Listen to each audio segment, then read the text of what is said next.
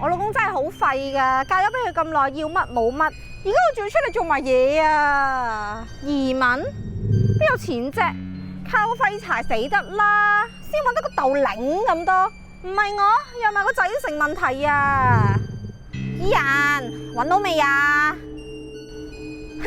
你老公咪又係咁渣，一樣咩唔係啫？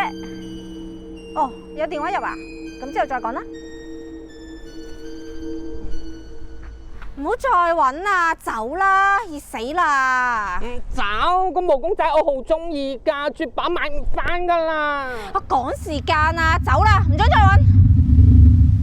我叫你停啊！我要搵翻佢啊！個公仔係我買俾你嘅，我而家要收翻，咁得啦？唔得！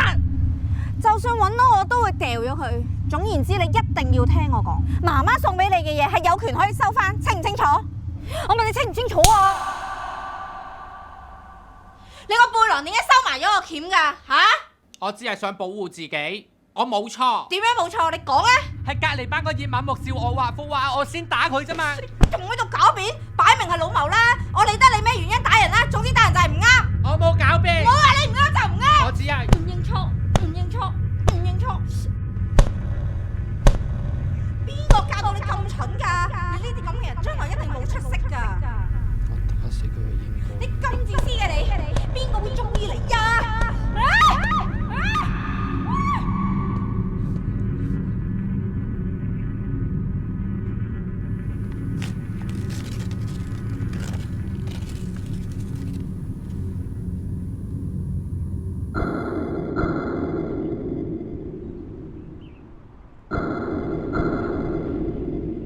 喂，你係咪真係照顧多我隻茶葉㗎？放心啦，喺班上面得我有養過狗㗎咋。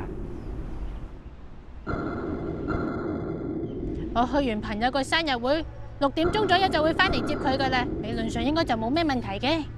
好啊，你放心去慶祝啦。呢啲係佢平時最中意食嘅零食，我俾埋你。如果佢曳曳就俾啲佢食啦。搞掂就請你食雪糕咧。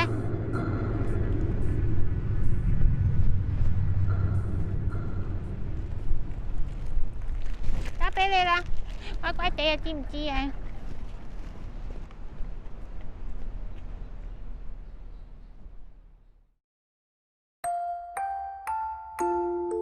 唔知點解，我覺得今次同主人分開，有種感覺好似再見唔到面咁。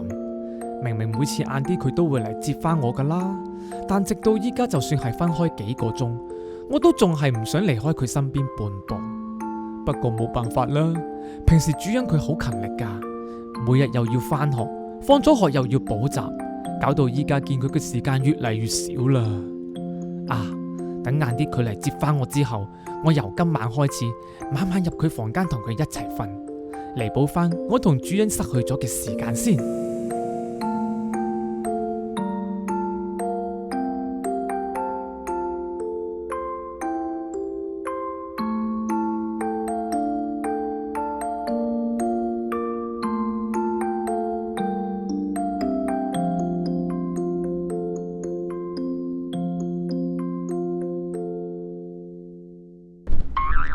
睇你個樣笑得咁衰，我都係信你唔過。茶葉，我哋走啦。